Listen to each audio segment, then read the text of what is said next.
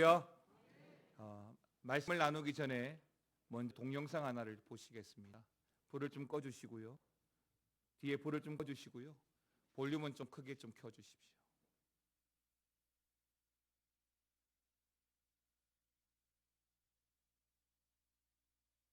다 꺼주세요.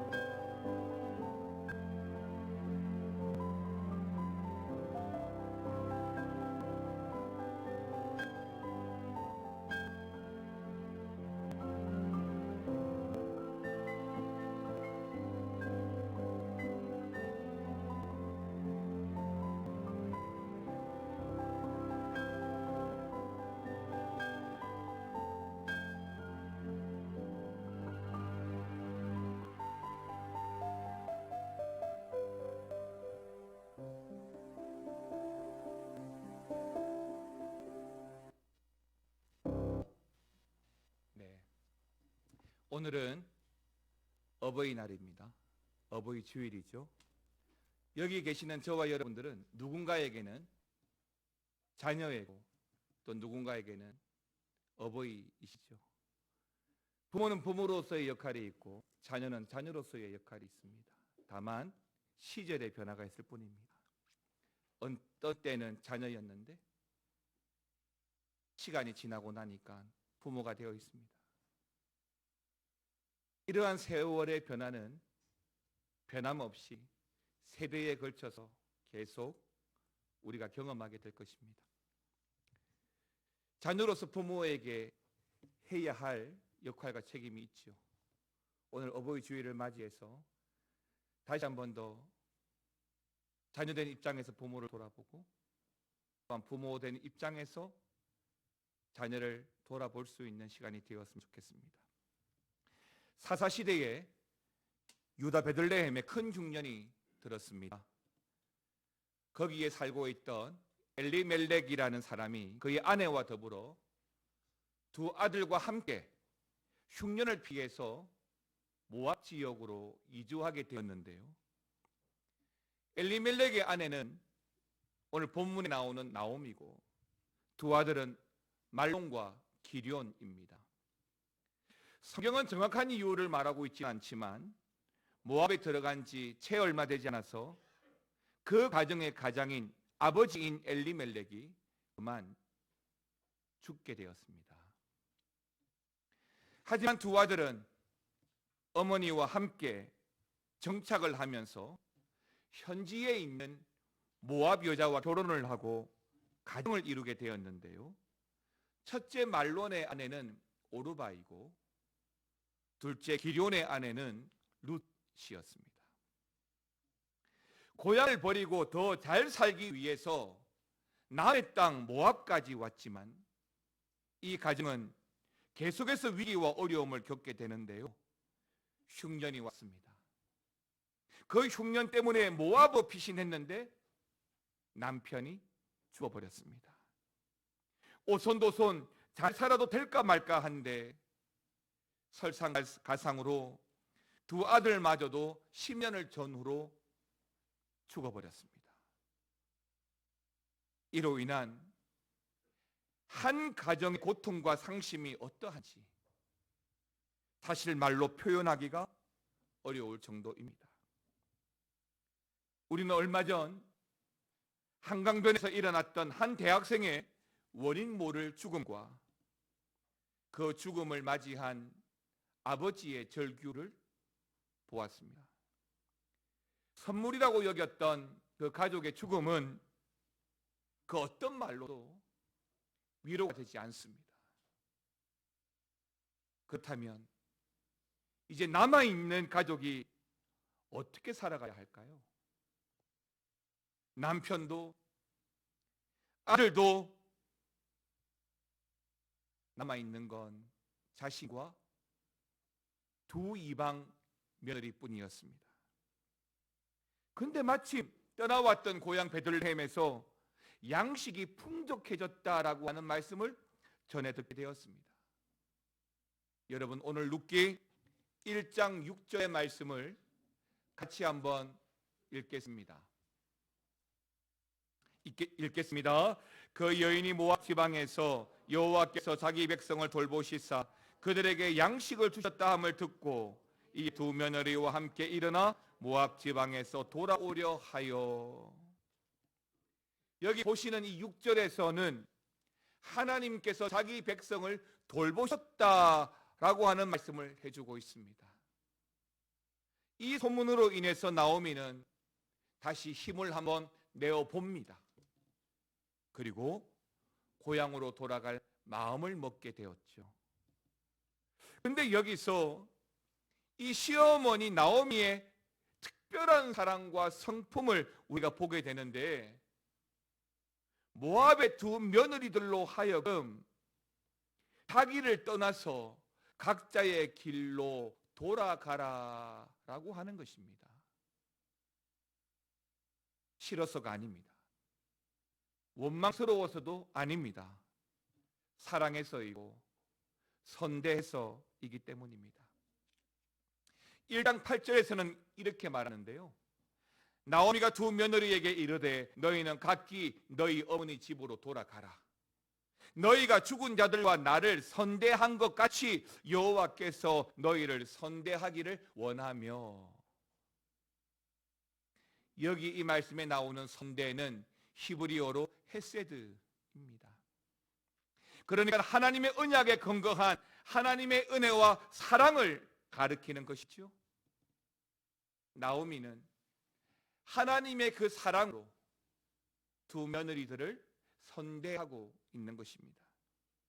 동시에 이 며느리들이 각기 새로운 출발을 해서 남편들로부터 위로받기를 원하고 있는 것입니다. 사랑하는 성도 여러분, 어머니가 남아있는 두 며느리마저도 돌려보낸다면 결국 나오미는 혼자가 됩니다. 이 험한 세상에 가족도 없이 혼자 살아간다는 것이 얼마나 어려울까요? 그럼에도 불구하고 나오미는 그들의 행복을 위해서 며느리들을 돌려보내고자 한 것입니다. 나오미는 자신과 자신의 가정에 일어난 행불행의 모든 이들의 배후에 우리 하나님이 계심을 알고 있고 또 하나님의 뜻이 있음을 보고 있습니다. 이제 오늘 본문 1장 14절 말씀을 같이 한번 읽기를 원하는데요. 14절 말씀을 같이 읽겠습니다.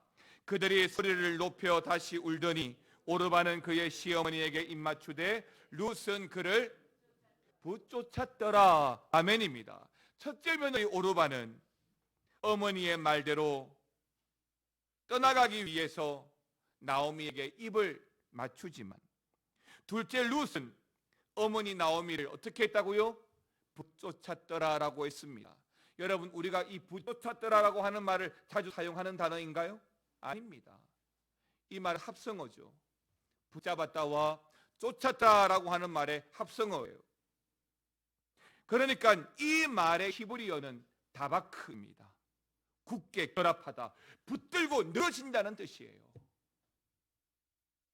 떠나가라, 돌아가라고 하는 나오미의 말에 룻은 붙들고 늘어지고 있다는 것입니다.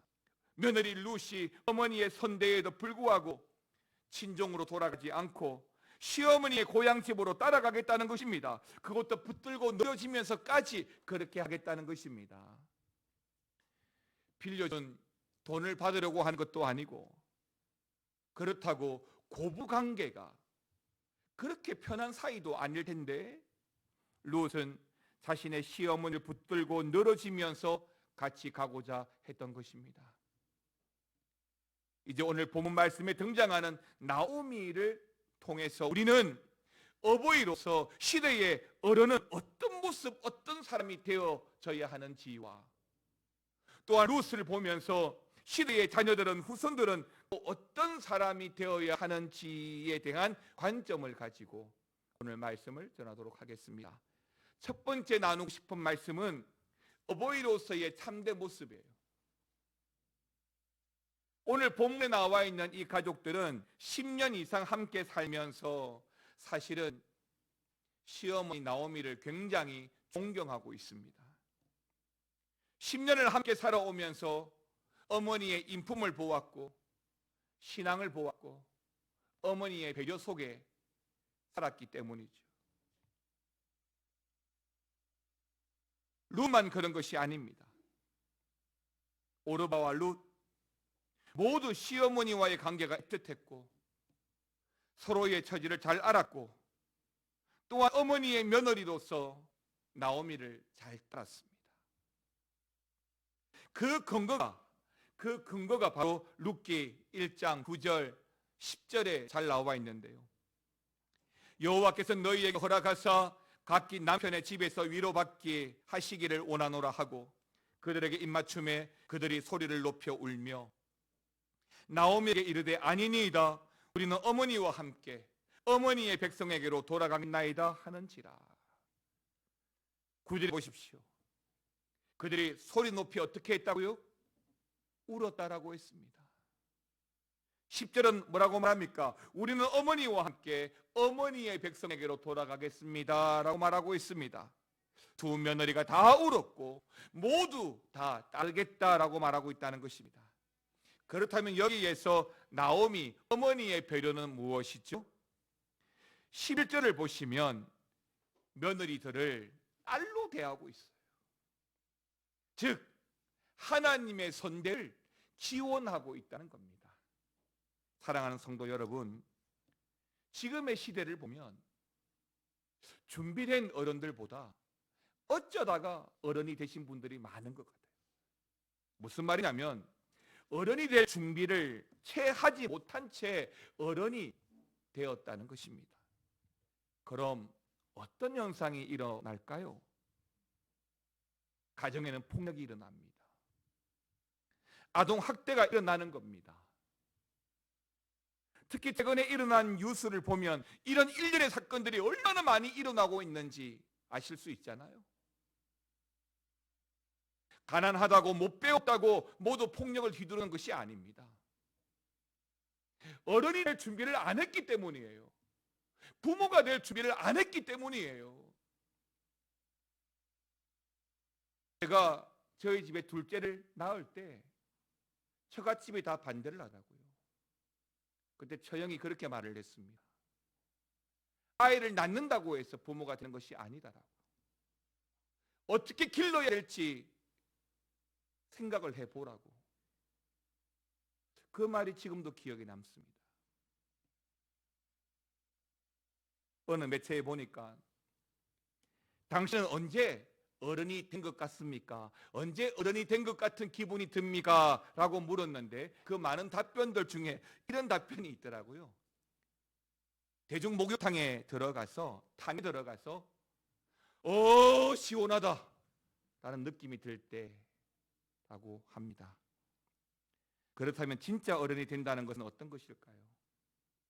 머리 모양을 이대발로 하고, 저처럼 배가 불룩하고, 오늘처럼 어버이날이라고 꽃을 받는 것이 아니라 자녀와 후배들을 넓은 마음으로 사랑하고 이해할 때 어른, 진짜 어른이 된다고 저는 믿습니다. 젊은 사람과 나이든 어른과 생각이 같을 수가 없습니다. 어른의 관점에서만 보면 젊은 사람들은 이해할 수가 없습니다. 그렇다고 배척하고 배타하면 한 가족이 될 수가 없는 거예요. 오늘날 현대 부모의 역할은 자녀들이 좋은 대학에 들어가고 취직하고 결혼을 위해서 힘다해 뒷바라지하는 것이라 생각할 수도 있는데 다 좋습니다. 근데 거기에 부작용이 생깁니다. 부모가 생각한 이상적인 인생을 살기 위해서 자녀가 생각하는 꿈을 펼치지 못하도록 제한한다는 겁니다. 진짜 부모나 어른의 역할은 내 자녀와 후배가 하나님의 뜻을 펼쳐가도록 뒷받침해 주는 거예요. 시편은 하나님을 표현할 때에 여러 가지 이미지로 하나님을 묘사하고 있는데요. 특별히 시편 94편 22절 말씀 보게 되면 여호와는 나의 요새시요 나의 하나님은 내가 피할 반석이시다라고 말씀합니다. 시편 17편 8절에서는 나를 눈동자같이 지키시고 주의 날개 아래 감추사라고 말씀합니다. 우리의 요새로, 우리가 피할 반석으로, 우리의 울타리로, 우리 보호막으로서의 하나님을 말씀해 주고 있습니다. 사랑하는 성도 여러분, 우리가 기도할 때에 그렇게 부르짖는 하나님이신 아버지는 우리의 인생을 지고 당신의 마음으로 이끌기 위해서 마구 휘둘러대시는 하나님이 아닙니다. 우리가 피할 든든한 바위, 반석, 요새, 날개 밑 같은 분이심을 믿으시기 바랍니다. 이게 진짜 아버지고 이게 진짜 어른이죠. 오늘 본문의 나오미도 마찬가지입니다. 왜 며느리들을 고향으로 돌려보내려고 할까요? 나오미가 더 이상은 이 며느리들에게 울타리가 되어줄 수 없다고 여겼기 때문에 어른으로서의 권리를 포기하려고 하는 겁니다. 나오미는 결코 어른으로서 며느리들의 인생을 휘두르려고 하지 않았던 거예요. 준비된 어른, 부모라고 하는 것은 울타리가 되기로 결심한 어른이고 또 그런 부모라고 믿습니다. 하나님 아버지가 보여주신 요새, 반석, 날개 밑과 같은 버팀목이 바로 부모죠. 내 생각을 강요하지 말고 자녀의 삶에 든든한 울타리가 되어줘야 한다는 것입니다. 그렇다면 여러분, 부모로서 어떻게 버팀목이 되어줄 수 있을까요? 돈으로? 죄송합니다. 여러분 돈 그래 많으세요? 아닙니다. 삶으로 보여주는 거예요. 정지의 모범을 보여주고 내 이익 때문에 남들이 피해보는 것을 가슴 아파하고 하나님을 사랑하고 하나님 나라의 소망을 품고 살아가는 것을 보여주면 되는 거예요. 그러면 자녀들이 고난과 역경을 만났을 때에 부모라는 울타리와 버팀목 안에서 정직을 선택하고 나눔을 실천하고 하나님을 사랑하고 이 땅보다 하나님 나라의 가치를 두며 살아가는 결정을 하게 될 거라고 저는 믿습니다. 바로 그렇게 살아가는 부모를 자녀들이 인정하고 존경하게 되는 것입니다. 함께 만나는 목사님 중에 그 자녀가 그렇게 말을 해요. 제가 제일 존경하는 사람은 저희 아버지입니다. 저희 자녀들은 그런 말 한 번도 안 하던데 남의 아들들은 그 말을 어찌 그리 잘하는지 되게 부럽더라고요. 부러우면서 동시에 그런 생각이 들더라고요. 나는 아버지로서 얼마나 존경받을 만한 모습이 있었는가, 그런 생각이 들더라고요. 부모로서 추구해야 할 위대한 가치는 자녀로부터의 인정과 존경을 받는 겁니다. 자녀들이 볼 때, 그래, 우리 아버지는 최선을 다하셨어.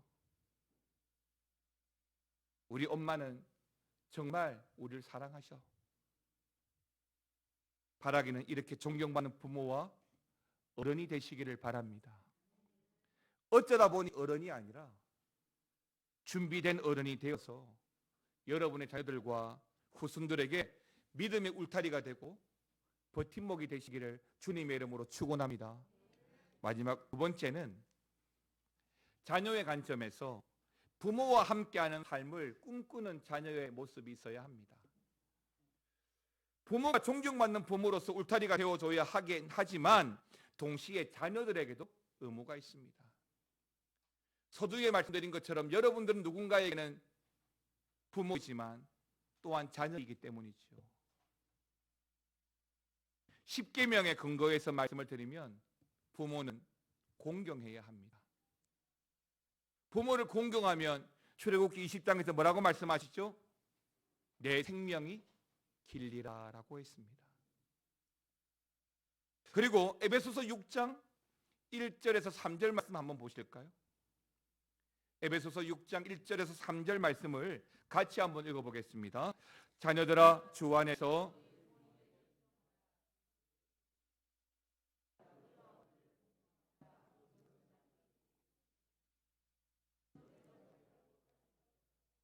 아멘입니다.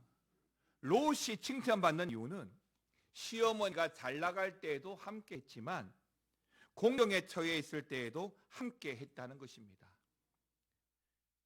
이 모습을 친구 사이로 가정하면 뭐죠? 의리죠, 의리. 부사말로 어리. 연인 사이는 사랑이고 부모 자식 간에는 효도죠, 효도. 그런 점에서 부모란, 효도란 부모와 함께하는 것을, 함께하는 시간을 보내는 것이라고 믿습니다. 어릴 때는 부모 없이는 살아갈 수 없기 때문에 부모와 함께하는 것이 당연하게 여깁니다. 그러나 나이가 들고 머리가 커지면서 점점 부모를 떠나 친구나 여인에게 떠나갑니다. 저희 큰아들도 저보고 그래요. 돈만 있으면 독립할 거래요. 돈이 없어서 독립을 안 한답니다. 언제라도 자기 능력만 되면 분가할 거래요. 제가 한마디 했습니다. 당장 해라 이놈아. 어떤 점에서 보면 그게 성경적입니다. 부모는 아니라고 하지만 떠나가는 것이 성경적이죠. 그러나 부모는 할 수만 있다면 자녀와 함께 하기를 원합니다. 그저 함께 하기만 해도 좋은 거예요. 다문화 고부 결정이라는 TV 프로에서 외국인 며느리와 결혼한 아들 내외가 아이를 낳았습니다. 한국 정서도 잘 모르는 며느리가 어떻게 아이를 키울까? 염려스러운 부모님은 지금까지 살아온 고향과 친구들을 뒤로하고 멀리 그 자녀들이 사는 도시로 이사를 옵니다. 그것도 그 자녀가 사는 바로 옆동에 말이죠. 한편으로는 염려스러운 부분도 있습니다. 그럼에도 부모는 자녀를 돕고 함께 하고 싶은 마음이 어쩌면 당연한 거죠. TV나 영화를 통해서 7, 80년대의 가정을 보면 대부분 대가족이었습니다. 할머니랑 부모님 그리고 자녀들이 함께 사는 것이었습니다. 근데 그게 참 보기가 좋고 다복해 보이더라고요. 반대로 우리가 흔히 하는 말들 중에 콩가루 집안, 콩가루라고 하는 말을 합니다. 콩가루라고 하는 말은 찰떡처럼 달싹 붙어 있지 못하고 흩날리는 거죠. 가정이 되려면 가족이 하나로 뭉쳐야 합니다. 같이 해야 합니다. 룻과 나오미가 함께 있었다는 것은 장소적인 의미를 뛰어넘어서 영적인 의미를 포함하고 있는데요. 우리 성경 한 구절 더 보겠습니다. 룻기 1장 16절입니다. 읽어보겠습니다. 시작. 룻이 이르되